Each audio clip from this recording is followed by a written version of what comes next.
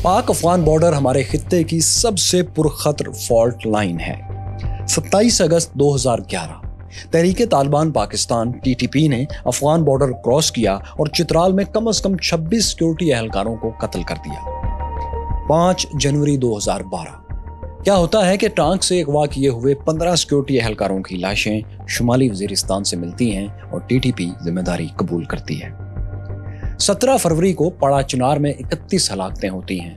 2013 में शुमाली वजीरिस्तान में खुदकुश हमला और 17 हलाकतें। 2014 में महमद एजेंसी 2 धमाके 6 हलाकतें।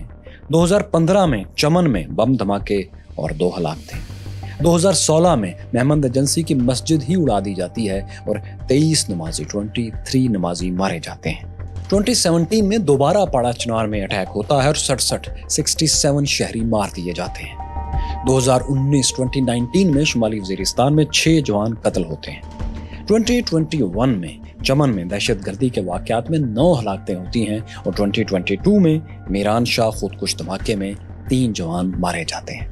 और बात आती है इस साल तक। 16 मार्च की रात शुमाली वजीरिस्तान में मीर अली चेक पोस्ट पर बहुत बड़ा प्लान्ड अटैक होता है। 7 जवानों को हलाक करने के बाद फरार होते हुए TTP के 6 हमलावर भी मारे जाते हैं। आप इन तमाम हमलों का मैप देखें तो आप इस किलिंग जोन को नजरअंदाज नहीं कर सकते।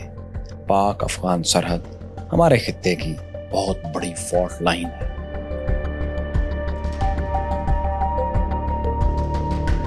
पाक फौज ने इस सारे रीजन को क्लियर करने के लिए बहुत से बड़े ऑपरेशंस भी किए हैं, जिनमें से पहला ऑपरेशन राह रास्त था जो स्वात में 2009 में किया गया था। स्वात में उस वक्त तहरीके तालिबान के मुकामी कमांडर स्वात से मुल्ला फजलुल्लाह थे। इन्हें स्वात में रेडियो के जरिए तबलीग करने से शोहरत मिली थी, इसलिए शुरू में इन्हें मुल्ला रेडियो भी कहा जाता था। जनरल मुशर्रफ के आखिरी दौर में इन्होंने तहरीके तालिबान पाकिस्तान के साथ स्वात और इसके इर्द गिर्द के इलाकों पर कब्जा जमा लिया था। कब्जा इस तरह के इलाकों के अंदर और बाहर आने जाने के रास्तों पर चेक पोस्टें बना ली और अपनी शरीयत के मुताबिक काजी अदालतें कायम कर दी। मंगोरा चौक में ये लोगों की गर्दनें उड़ाते थे और कोड़े मारते थे। इनके साथ ही इन्होंने KPK और पूरे पाकिस्तान में शरीयत के निफाज का मुतालबा भी कर दिया। वो चाहते थे कि सूबे में इनका निज़ाम नाफिज किया जाए, इसका मुआहदा किया जाए तो वो कार्रवाइयाँ बंद कर देंगे। We are going to implement the Sharia to get our aims. लेकिन पीपल्स पार्टी की मरकजी हुकूमत, सिक्योरिटी इदारे और इंटरनेशनल इत्तेहादी ऐसे किसी भी मुआहदे के खिलाफ थे। उनका ख्याल था कि तालिबान का मकसद एक इलाके में अपना निज़ाम नाफिज करना नहीं, बल्कि दरअसल वो पूरे पाकिस्तान पर कब्जा करना चाहते हैं। अगर एक जगह पर उनकी शराइत मान ली गई तो ये यहाँ पर नहीं रुकेंगे। लेकिन मसला ये था कि उस वक्त KPK की हुक्मरान पार्टी ANP तालिबान के साथ अमन के लिए एक डील करने पर तैयार हो चुकी थी। उनका ख्याल था कि तालिबान से कोई डील करके आए रोज के धमाकों और हलाकतों से हम बच सकते हैं। अवामी नेशनल पार्टी के वज़ीर आला अमीर हैदर होती ने धमकी भी दी मरकजी हुकूमत को कि अगर डील ना की गई तो वो हुकूमत से अलग हो जाएंगे। अब चूंकि पीपल्स पार्टी की एक इत्तेहादी हुकूमत थी तो किसी के भी अलग होने से उनकी मरकजी हुकूमत ख़त्म हो सकती थी। सो ANP और राइट विंग जमातों के दबाव पर सरहद हुकूमत को, जो कि अब KPK है, वहाँ इख्तियार दे दिया गया कि वो मुकामी सतह पर तालिबान से डील कर लें। KPK गवर्नमेंट ने निज़ाम अदल के नाम से एक डील कर ली। काजी अदालतें KPK में कायम हो गई और रियासती मशीनरी एक स्टेप पीछे हट गई। अब देखें कि वही हुआ जिसका डर था। 13 अप्रैल को निज़ाम अदल की डील होती है, पार्लियामेंट मंजूरी देती है, लेकिन अभी 13 अप्रैल की शाम नहीं होती कि तालिबान जंगजू आगे बढ़कर स्वात के एक और इलाके बुनेर पर कब्जा कर लेते हैं। तालिबान एक लड़की को कोड़े मारते हैं और इसकी एक मुबैना वीडियो भी वायरल होती है, जिससे हर तरफ फिर बेचैनी फैल जाती है। मुआहदे के सिर्फ 2 दिन बाद 15 अप्रैल को स्वात और पेशावर के दरमियान वाक़या 4 सद्दा की चौकी पर तालिबान फिर हमला करते हैं और 18 सिक्योरिटी एहलकारों को कत्ल कर देते हैं। 3 मई को तालिबान और आगे बढ़ते हैं और स्वात में कर्फ्यू नाफिज करके कुछ सिक्योरिटी एहलकारों को गिरफ्तार कर लेते हैं। इनमें से 2 को बेदर्दी से कत्ल करके वीडियो भी जारी की जाती है। ये वाक़यात खुसूसन बुनेर पर कब्जा रियासत पाकिस्तान के लिए वाटरशेड मोमेंट था। बुनेर पर कब्जे का मतलब था कि तालिबान की रिट इस्लामाबाद से महज 70 मील दूरी तक रह गई है। पार्लियामेंट में बहस शुरू हो गई कि तालिबान इस्लामाबाद की पहाड़ियों तक पहुंच चुके हैं, हमें कुछ करना चाहिए, फाटा और KPK हाथ से निकल रहे हैं। इंटरनेशनल मीडिया में भी मुसलसल परेशानी का इजहार किया जाने लगा। پاکستانی ایٹمی ہتھیاروں کے دہشت گردوں کے قبضے میں چلے جانے کی باتیں ہونے لگیں۔ حکومت سوات میں آپریشن کے لیے تیار ہو گئی۔ نظام عدل کی ڈیل ختم ہو چکی تھی، کسی بھی وقت یہ آپریشن شروع ہو سکتا تھا اور یہ 4 مئی کی رات کو ہونے والا تھا۔ اس پہلے آپریشن کو مکمل سیاسی حمایت حاصل نہیں تھی۔ وہ اس طرح کہ حکومت نے 18 مئی کو سوات آپریشن کے لیے ایک آل پارٹی کانفرنس بلائی، APC بلائی اور سب کو اعتماد میں لینے کی کوشش کی۔ اس اجلاس میں پیپلز پارٹی، نون لیگ، ANP اور MQM نے سوات آپریشن کی حمایت کی اور طالبانائزیشن کے خاتمے پر زور دیا، جبکہ جماعت اسلامی، تحریک انصاف، JUI، JUP اور جمعیت اہل حدیث نے اس آپریشن کی مخالفت کی۔ عمران خان اور دیگر کا کہنا تھا کہ آپریشن کے بجائے مذاکرات کا راستہ اپنایا جانا چاہیے۔ اس قومی اختلاف رائے کے باوجود آپریشن راہ راست شروع ہوا اور یہ 2 ماہ جاری رہا۔ اس کے نتیجے میں سیکورٹی فورسز نے سوات اور اس کے ارد گرد کے تمام علاقوں کو طالبان سے خالی کروا کے اپنے کنٹرول میں لے لیا۔ طالبان کے مقامی لیڈر ملا فضل اللہ البتہ آپریشن کے دوران ہاتھ نہیں آئے اور وہ کسی وقت افغانستان کے صوبے کنڑ کی طرف فرار ہو گئے۔ حکومت کی سوچ تھی کہ سوات کے ساتھ ساتھ پاک افغان سرحد پر 2 مزید علاقوں یعنی جنوبی اور شمالی وزیرستان کو بھی کلیئر کروا لیا جانا چاہیے، کیونکہ یہ علاقے TTP کے علاوہ اب القاعدہ اور انٹرنیشنل جنگجوؤں کا بھی گڑھ بن چکے تھے۔ 2009 میں ہی جنوبی وزیرستان میں آپریشن راہ نجات لانچ کر دیا گیا۔ اس وقت TTP کے مرکزی کمانڈر بیت اللہ محسود تھے۔ آپریشن راہ نجات جون سے دسمبر تک تقریباً 6 ماہ جاری رہا۔ اس میں امریکی انٹیلیجنس کی کچھ مدد بھی شامل تھی، کیونکہ اسی آپریشن میں اگست 2009 میں بیت اللہ محسود کی موت امریکی ڈرون حملے میں ہوئی۔ دسمبر کے آخر تک سوات اور جنوبی وزیرستان میں پاکستان کا پرچم دوبارہ لہرانے لگا تھا۔ سوات اور جنوبی وزیرستان کے بعد سب سے مشکل آپریشن شمالی وزیرستان کا تھا، نارتھ وزیرستان کا۔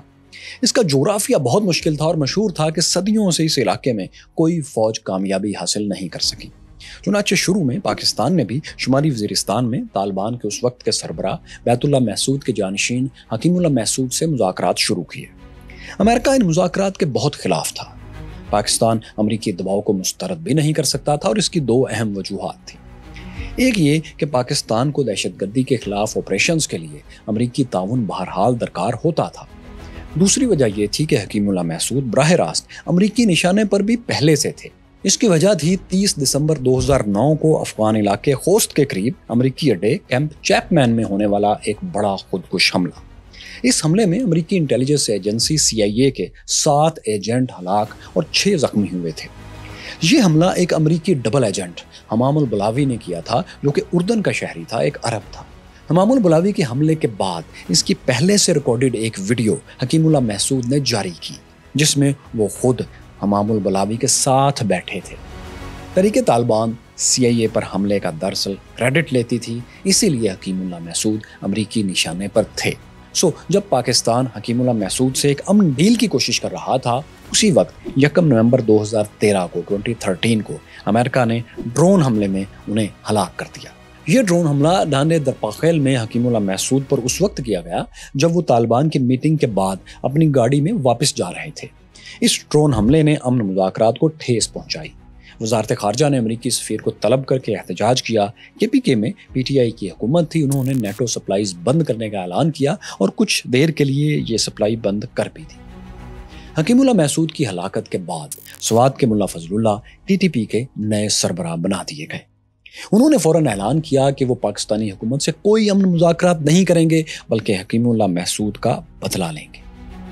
امریکی مخالفت کے باوجود نون لیگ کی مرکزی حکومت نے 2014 میں 2014 میں TTP سے مذاکرات کا سلسلہ پھر شروع کر دیا، مگر طالبان کی طرف سے حملوں کا سلسلہ بند نہیں ہو سکا، یہاں تک کہ 8 جون 2014 کو کراچی ایئرپورٹ پر ASF کی وردیوں میں کئی TTP حملہ آور داخل ہو گئے۔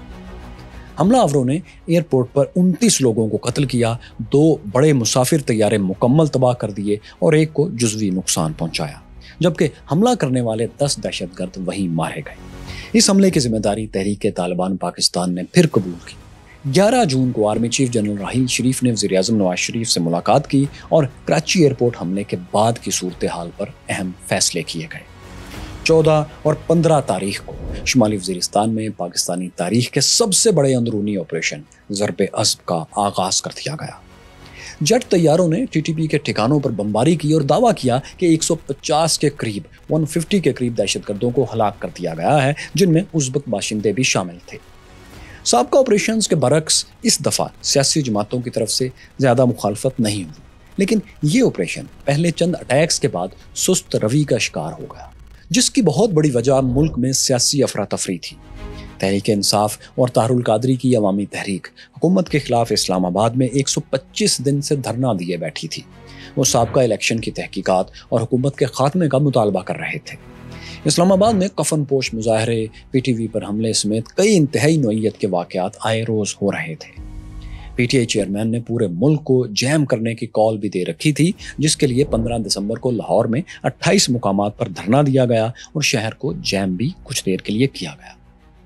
اس کے ایک دن بعد 16 دسمبر کو ایک سانحہ عظیم برپا ہو گیا۔ طالبان نے اسکول میں پڑھتے بچوں کا قتل عام کر دیا۔ 16 دسمبر 2014 کو طالبان نے پشاور میں آرمی پبلک اسکول پر حملہ کیا اور 132 بچوں سمیت 150 سے زائد لوگوں کو قتل کر دیا۔ ٹی ٹی پی ترجمان محمد خراسانی نے اس حملے کی ذمہ داری قبول کی۔ اس نے کہا کہ طالبان اپنے خلاف جاری فوجی کارروائیوں کی وجہ سے اس حملے پر مجبور ہوئے ہیں۔ اس خوفناک سانحے نے تقسیم شدہ سیاسی ماحول کو عارضی طور پر تبدیل کر دیا۔ عمران خان نے 126 روزہ دھرنا ختم کرنے کا اعلان کیا۔ انہوں نے کہا کہ اس حادثے کے بعد قوم کا یکجا ہونا، اکٹھا ہونا ضروری ہے۔ وزیر اعظم الیکشن پر جوڈیشل انکوائری بٹھائیں، ورنہ ہم دوبارہ بھی ملک جیم کر سکتے ہیں۔ اس سیاسی اتفاق رائے کے بعد پہلے سے جاری ضرب عضب میں بہت تیزی آ گئی۔ پاک افغان بارڈر پر ٹی ٹی پی ٹھکانوں پر اٹیکس ہونے لگے، زمینی حملے بھی تیز ہو گئے۔ اس پر ٹی ٹی پی سربراہ ملا فضل اللہ نے دھمکی دی کہ اگر حملے بند نہ کیے گئے تو اتنی بڑی کارروائی کریں گے کہ پشاور اسکول حملہ بھول جائے گا۔ انہوں نے اسکول حملے کو پھر جواز فراہم کیا کہ اگر ہمارے لوگوں کو بغیر عمر اور جینڈر کا لحاظ کیے قتل کیا جائے گا تو ہم بھی یہی کریں گے۔ ملا فضل اللہ کی دھمکیاں آپریشن ضرب عضب کو نہیں روک سکی۔ آپریشن 2017 تک جاری رہا۔ اس آپریشن کے نتیجے میں پاک فوج نے شمالی وزیرستان کا مکمل کنٹرول بھی حاصل کر لیا۔ ملا فضل اللہ جو سوات آپریشن کے وقت سے پاکستان کو مطلوب تھے، اگلے سال 2018 میں افغانستان کے علاقے کنڑ میں مارے گئے۔ سابقہ ٹی ٹی پی لیڈرز کی طرح انہیں بھی امریکی ڈرون نے نشانہ بنایا تھا۔ ساتھیوں، یہ سب پچھلے چند سال کے واقعات ہیں، لیکن حقیقت یہ ہے کہ یہ بارڈر، یہ فالٹ لائن صدیوں سے غیر محفوظ چلی آ رہی ہے۔ آج اس کا بڑا حصہ 2600 کلومیٹر 2600 کلومیٹر طویل پاک افغان بارڈر ہے۔ یہ سرحد 1893 میں برٹش ڈپلومیٹ سر موٹیمور ڈیورنٹ اور افغان امیر عبد الرحمان نے مل کر فائنل کی تھی۔ اسے فائنل کرنے پر امیر عبد الرحمان بہت خوش تھے اور اپنی بایوگرافی میں اسے اپنی کامیابی گردانتے تھے۔ اس طویل بارڈر کے دونوں طرف صدیوں سے لوگوں کی رشتہ داریاں ہیں اور ان کا آنا جانا بھی ہے۔ پھر یہ پورا ٹرین اونچے نیچے پہاڑوں، دروں، صحراؤں اور ندی نالوں سے اٹا پڑا ہے۔ اسی لیے اس علاقے میں کوئی بھی فوجی آپریشن بے حد مشکل ہوتا ہے اور دونوں طرف سے سرویلنس بھی تقریباً ناممکن ہوتی ہے۔ ساتھیوں، موجودہ پاک افغان سرحد کی یہ فالٹ لائن حالیہ برسوں میں ہی کشیدگی کا شکار نہیں رہی، بلکہ ہزاروں برس پہلے کے زمانوں سے بھی یہ حملہ آوروں کا ایک راستہ رہا ہے۔ اسکندر اعظم، محمود غزنوی، شہاب الدین غوری، امیر تیمور اور احمد شاہ ابدالی اسی ایریا سے دریائے سندھ کے زرخیز علاقوں پر حملوں کے لیے آیا کرتے تھے اور لوٹ مار کر کے واپس چلے جاتے تھے۔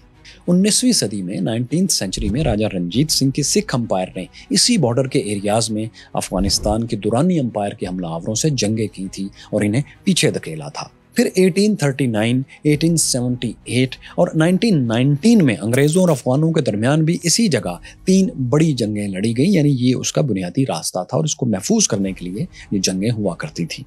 قبائلی علاقوں میں انگریزوں کے مزاحمت کرنے والے جنگجو بھی اکثر بارڈر پار افغان علاقوں میں ٹھکانے بنا لیا کرتے تھے اور وہیں سے برٹش فورسز پر حملے کرتے تھے۔ پھر قیام پاکستان کے فوری بعد جب افغانستان نے پاکستان کو تسلیم کرنے سے انکار کر دیا تو اسی بارڈر پر دونوں ملکوں میں کئی جھڑپیں بھی ہوئی تھیں۔ سوویت افغان جنگ کے زمانے میں یعنی 80s میں یہی علاقے سوویت روس کے خلاف لڑنے والے مجاہدین کا لانچنگ پیڈ تھے۔ افغان امریکہ 20 سالہ حالیہ جنگ میں بھی یہی پاک افغان بارڈر دونوں ملکوں کے درمیان جنگجوؤں کی پناہ گاہ کا کام کر رہا تھا۔ امریکہ، افغان اور نیٹو فورسز مل کر اس دوران اس بارڈر کو مکمل طور پر محفوظ نہیں بنا سکے تھے۔ ساتھیوں، یہ ساری کہانی یہ سمجھنے کے لیے کافی ہے کہ ہم کیوں اس ایریا کو اس خطے کی سب سے بڑی جیو اسٹریٹجک فالٹ لائن کہہ رہے ہیں۔